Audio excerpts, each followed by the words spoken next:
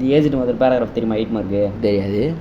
சரி okay right. எனக்கு ஏதாவது ஒரே தெரியும். ஃபஸ்ட்டு டைட்டில் போட்டுக்க, ஆத்தர் பேர் போட்டுக்க. டைட்டில் என்ன, ஆத்தர் பேர் என்ன, ஏஜ்டு மதரு, ஆத்தர் பேர் என்னன்னுலாம் படிக்க முடியாதுனால மேட்ருன்னு சுருக்கி வச்சுக்க. அதை பார்த்து எழுதிக்க. தீம் லவ் அண்ட் ரெஸ்பெக்ட் கன்ஃபார்மாக தர மாட்டாங்க. அதை கூட பார்த்து படிக்க முடியலன்னா அப்புறம் ஒன்றும் முடியாது.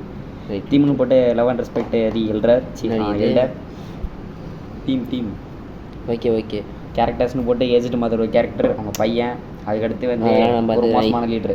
அப்புறம் கேட்டேன், அப்புறம் சொன்னால் அதெல்லாம் நீ பார்த்துக்கிறேன். ஒரு நேரத்தில் வந்து ஒரு வயசான ஒன்ஸ்னா தானே அர்த்தம். சரி ஏதோ ஒன்று ஏதோ ஒரு டைமில் வந்து ஒரு வயசான அம்மாவும் அவங்க பையனும் ஒரு புவர் ஃபார்மர், அவங்க ஷைனிங்ன்ற கண்ட்ரியில் வந்து வாழ்ந்து வந்தாங்க. அவங்க மட்டும்னாக்கா அது ஒரு கண்ட்ரி இல்லை, வீடுன்னு கூட சொல்லுவாங்களான்னு தெரியல. ஒரு கண்ட்ரியில் அவங்க ஒரு இடத்துல வாழ்ந்து வந்தாங்க. அந்த கண்ட்ரி வந்து ஒரு மோசமான லீடர் ரூல் பண்ணால் ஒரு நாள் என்ன சொன்னானாக்கா, இந்த வயசானவங்களாம் வந்து யூஸ்லெஸ்ஸாக இருக்காங்க, போட்டு தள்ளுற அப்படின்ட்டாங்க. நல்ல விஷயம் தானே.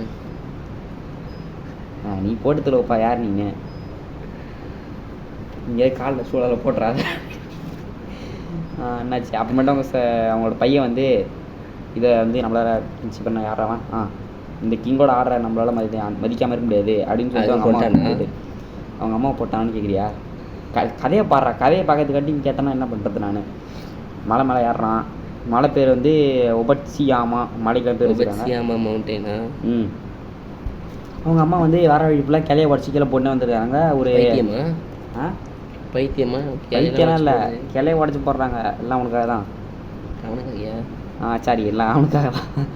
வழியில் வந்து வழி திருப்பி மாந்திரக்கூடாது அப்படின்னு போடுறாங்க. இந்த பைபிளில் வந்து பைன் நீடில் இல்லை. ஒரு விஷயம் பைன்னா என்னது? பனைமரமா? நீடில்லாம் ஊசி தானே. அதை போட்டு அவங்க அம்மா உட்கார வைப்பானா? உட்கார வைக்க மாட்டான், சுற்றி அந்த வீடு ஃபுல்லாக வச்சுருப்பான். எதுவும் வரக்கூடாதுன்ட்டு. ஓகே ஏன்னா மூளை இருக்கா அவங்களுக்கு இருக்குல்ல, அதுவே சந்தோஷம் தான். அதுக்கப்புறமேட்டு கடைசி அவங்க அம்மா சொல்கிறாங்கனாக்கா, சரி என்னமோ பண்ணிட்டேன், நீனே திருப்பி போகும்போது பார்த்து பத்திரமா போ, நான் உனக்காக குச்சிலாம் உடச்சி வச்சுருக்கேன் அப்படின்னு சொல்கிறான். எனக்கு ஒரு சந்தேகம், அப்படி குச்சி உடச்சி போட்டால் காட்டில் மீதி குச்சிலாம் உடஞ்சி கிடக்காதா? இவ்வளோ பச்சை குச்சி தனியாக தெரியும் போட்டுருக்கு. அதெல்லாம் நம்ம கேட்கக்கூடாது. திருப்பி எங்கே விட்டேன், குச்சை உடச்சி வச்சிருக்கானேன்னு சொன்னீங்களா? கண்டுபிடிச்சிட்டோம்.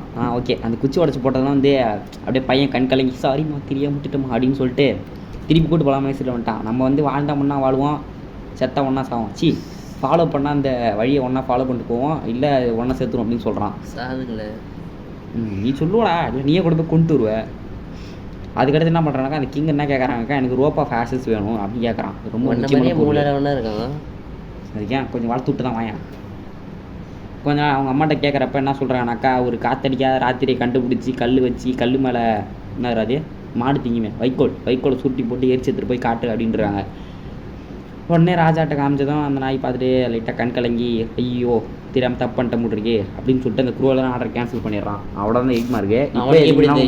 அவங்க அம்மா சொன்ன வந்து இவனுக்கு வந்து இவனா பெருமையாக சொல்லிருப்பான்டா. அதுக்குலாம் இது தெரியாதரா, விட்டுறான். என்ன சொல்ல வந்தேன், நீ தானே இப்போ குறுக்கால கேள்விலாம் கேட்க சொன்னேன். மாரல்னு போட்டு people don't die of age old age, they die of negligence. வெண்ணு கடைசியில் நம்மள ரூமர் வரக்கூடாது. இதை மட்டும் எழுதிங்கன்னா கன்ஃபார்ம் ஆகிட்டு தர மாட்டாங்க. அவங்க புக்கை படித்து நல்லா ஒரு 2-3 பக்கத்துக்கு பெருசாக எழுதிருங்க, கன்ஃபார்ம் ஆகிட்டு தருவாங்க.